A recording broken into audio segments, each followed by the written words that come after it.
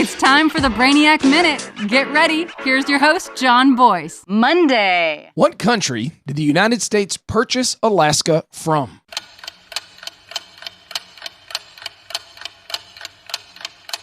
Russia. In 1867, the United States purchased Alaska from Russia for $7.2 million, which was less than 2 cents per acre. The purchase gave the U.S. access to the Pacific's northern rim and ended Russia's presence in North Alaska. The territory is around 375 million acres, which is roughly 1/5 the size of the continental U.S. It includes 220 million acres of what are now federal parks and wildlife refuges. Alaska has also produced hundreds of billions of dollars in natural resources, including oil, fur, copper, gold, timber, fish, platinum, zinc, and lead. These resources have allowed Alaska to give residents an annual stipend and do so without sales or income tax. The deal was negotiated by Secretary of State William Seward, and it was controversial. Some opponents even called it Seward's Folly or Seward's Icebox.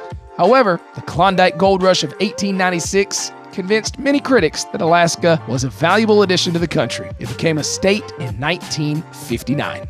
Tuesday. Before he became the President of the United States, what All-American center helped the University of Michigan win multiple football national championships?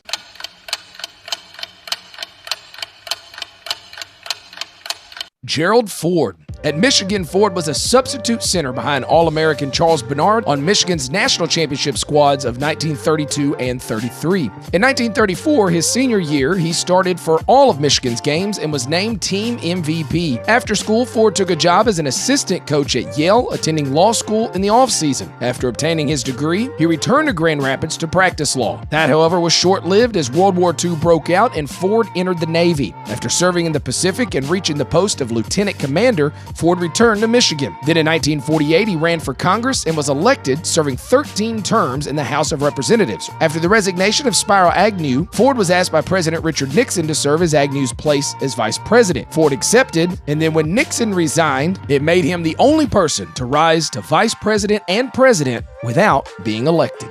Wednesday. What famous actor appeared in both the original Superman movie from 1972 and Apocalypse Now?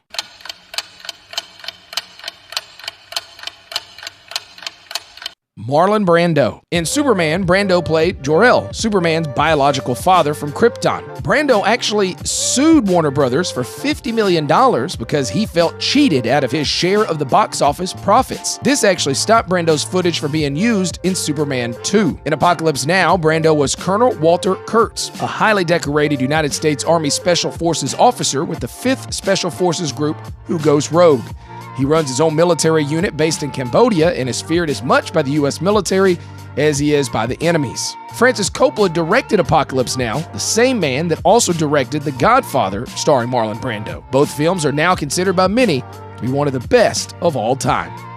Thursday. Mentioned numerous times during the song, what is the only food mentioned in the Southern anthem, Song of the South by Alabama?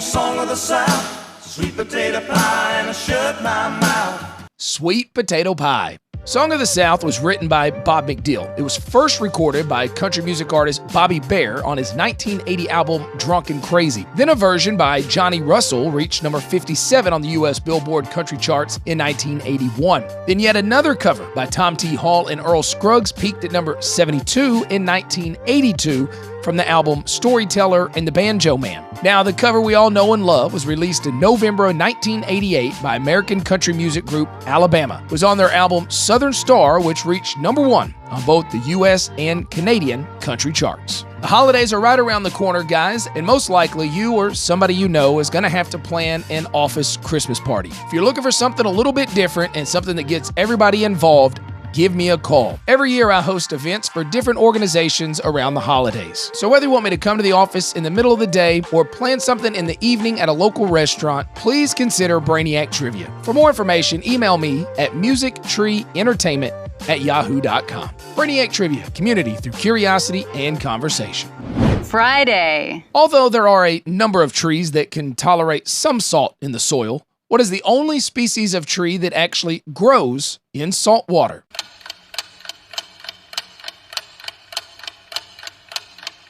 That'd be the mangrove. A mangrove is a shrub or tree that grows mainly in coastal, saline, or brackish water. Mangroves mainly grow in an equilateral climate, typically along coastlines and tidal rivers. They have special adaptations to take in extra oxygen and to remove salt, which allows them to tolerate conditions that would kill most plants. Found all over the world, it's no surprise that the Everglades in Florida support over 550 square miles of mangroves, the largest mangrove forest in the continental U.S. Florida has 3 species of mangrove: the red mangrove, the black mangrove, and the white mangrove. This podcast was produced from the Brainiac Minute. Airs daily on WANT 98.9 FM at 9:10 a.m. and 4:30 p.m.